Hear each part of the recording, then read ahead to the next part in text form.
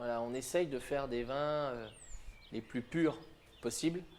Quand je dis pur, c'est vraiment le plus représentatif de l'endroit où le raisin pousse. Mon idée du vin, c'était plutôt d'utiliser les terroirs chablisiens qui sont pour moi exceptionnels, avec des élevages un petit peu plus côte de Beaune, voilà, plus tradition fût. Donc voilà, c'était faire un petit peu un mélange des deux pour avoir en fait ce gras qu'on a dans nos vins au début de bouche et cette tension saline en fin de bouche. Voilà, et c'est grâce à ces deux là que j'arrive à faire vraiment ce qui me plaît, quoi.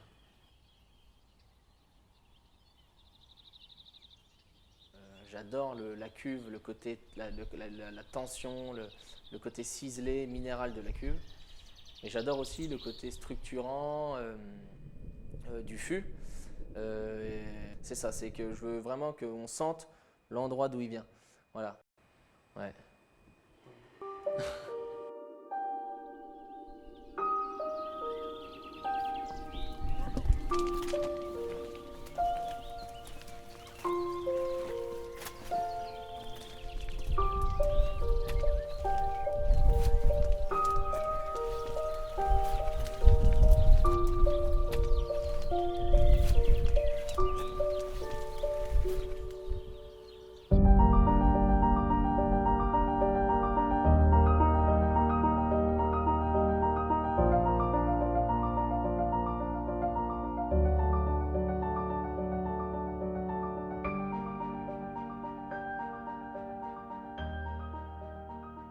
Ce qui a fait la réputation de Chablis, c'est la géologie. On fait partie de ceux au monde qui revendiquent le plus cette géologie. En fait, c'est une succession de marnes plus ou moins argileuses qui ont emprisonné des fossiles de l'époque où la mer recouvrait cette région et des couches calcaires. Donc de cette époque du Quiméridien, qui date de 150 millions d'années à peu près.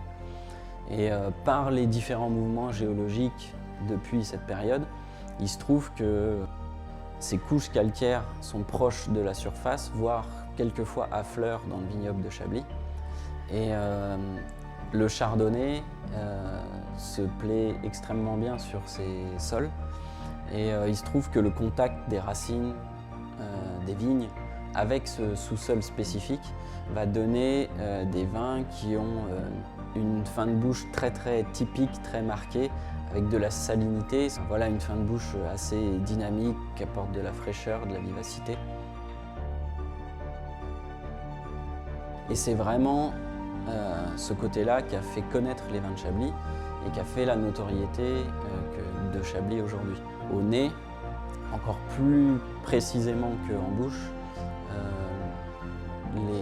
les meilleurs dégustateurs se trompent jamais. Chablis est vraiment très reconnaissable par une finesse et une pureté qui est vraiment caractéristique.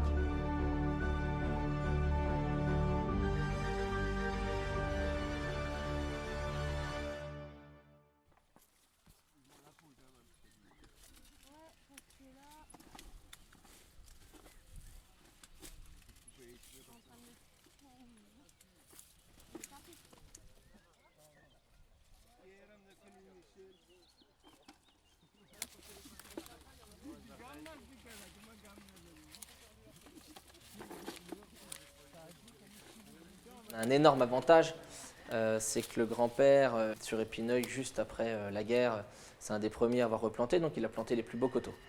Et ça c'est la plus grosse chance qu'on ait, c'est ça, c'est qu'on a vraiment des très beaux coteaux.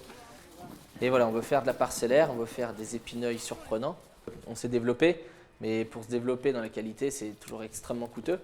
Donc voilà, on n'a pas hésité du tout, on a acheté ce qu'il fallait acheter.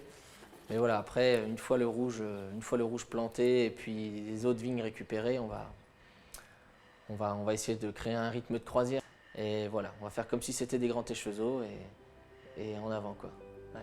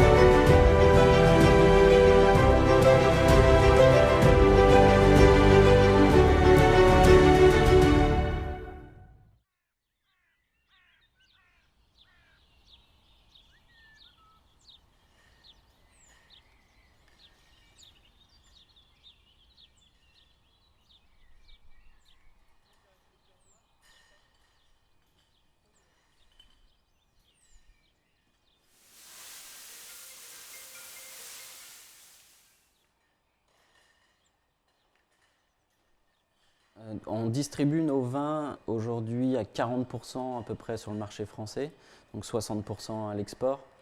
Que ce soit en France ou à l'export, nos vins sont vendus avec une très grande majorité de restauration.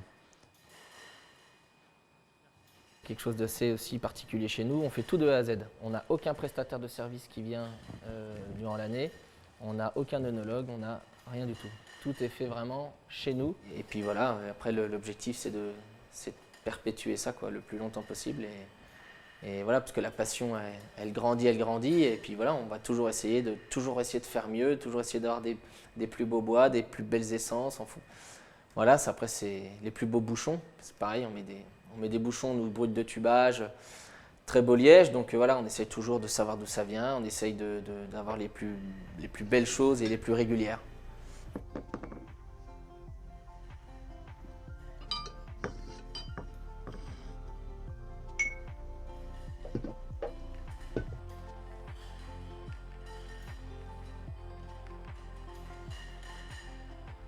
Nous, ce qu'on aime boire, que ce soit avec nos parents, avec mon frère, on a un palais assez similaire.